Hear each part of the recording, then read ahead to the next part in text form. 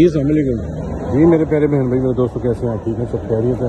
اچھا جی، بات وہی کر رہا ہے کہ بیچ میں تو مجھے اتنی تکلیف ہوتی تھی میں نے کہا یار دیکھو کس طرح کے لوگ ہیں. تو وہ اللہ بہتر جانتا ہے کتنے گھر بھیجتا تھا کتنے نہیں بھیجتا تھا، لیکن مجھے بہت زیادہ تکلیف ہوئی. میں نے کہا یار دیکھو کس طرح کے لوگ ہیں. کیا ان کے جو ماں ہے یا جو بھی ہے اس کو اپنی اولاد کی فکر ہے، یعنی کہ دوسرے کی کسی کی نہیں ہے کہ بھائی میرا رشتہ کیا ہے اور یہ میرا کیا لگتا ہے. کیا آگے والے کے کوئی ماں باپ نہیں ہوں گے، یا وہ اس کے ماں باپ ہوتے تو وہ اس کی اس طرح کیئر نہ کرتے کہ وہ جی یقین مانے کا ڈنڈا دے کے نا وہ اپنی ضرورتیں پوری کرنی. اور خیر کی اللہ کی رضا کے لیے کہ یار چلو کوئی بات نہیں، چلو باہر میں جائے. لیکن آپ یقین مانو کہ وہ بندہ جب یہاں سے گیا اس نے ایسے اس کمپنی میں کارنامے کیے کہ جب مجھے پتہ چلا تو مجھے بڑا افسوس ہوا. دوسرا یہ کہ جب وہ ان بندوں کو پتہ چلا کہ یہ بندے نے اس طرح حرکتیں کی ہیں تو انہوں نے نا صرف اور صرف میرے منہ کی وجہ سے نا انہوں نے اس کو نا بلایا بندے کو اور اس کو بولا کہ تم نے یہ چیزیں کی ہیں. پہلے تو وہ مانے نا، کیونکہ یہاں پہ آپ کو پتہ ہے ہر چیز ریکارڈ ہوتی ہے، ہر چیز یہاں پہ آن لائن ہوتی ہے. سارا کچھ ان کے پاس آ گیا. جس بندے کے ساتھ مل کے کام شام کیے جو حرکتیں کی ہیں وہ بھی بول پڑا، وہ بھی پکڑا گیا. اس نے بھی بولا کہ ہاں بھی یہ میرے ساتھ تھا. تو یہ ہم یہاں پہ کھانے پینے جو بھی تھے ہمارے اوپر والے خرچے جو بھی تھے ہم اس طریقے سے اس چیزوں سے ہم وہ نکالتے تھے اور کھا پی جاتے تھے.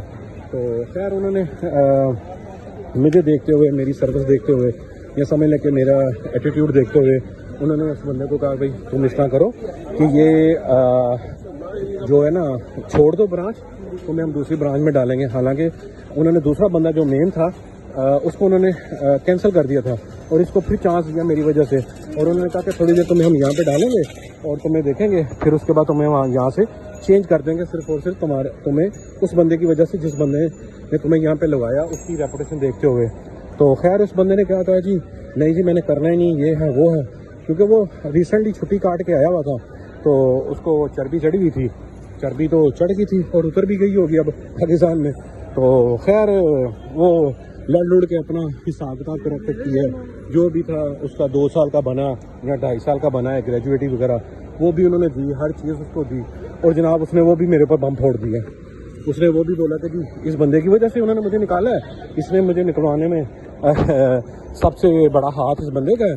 تو مجھے وہاں سے نکلوایا ہے تو میں واپس آ رہا ہوں اور مجھے انہوں نے پیسہ بھی کوئی نہیں دیا اور یہ بندہ ہی سارے پیسے پوسے رکھ گیا اور میرے سے اس نے حصہ بھی نہیں لی ہے. حالانکہ نہ میری جان نہ پہچان. بات کرنے کا یہ مقصد ہے کہ آپ اللہ اور اس کے رسول کی جزا کے لیے آپ کام کرتے ہیں نا تو پھر اللہ نے آپ کو اس کا اجر دینا ہے. عزت ذلت اللہ کے ہاتھ میں ہے. اللہ تعالیٰ ہی ہے ہر چیز دیتا ہے. کسی کو ذلت ملتی ہے دولت ملتی ہے، کسی کو شہرت ملتی ہے نہ دولت ملتی ہے، اور اللہ پاک اس کی عزت آٹومیٹکلی بڑھا دیتے ہیں. اور یہ چیزیں سمجھنے والی بات ہے. تو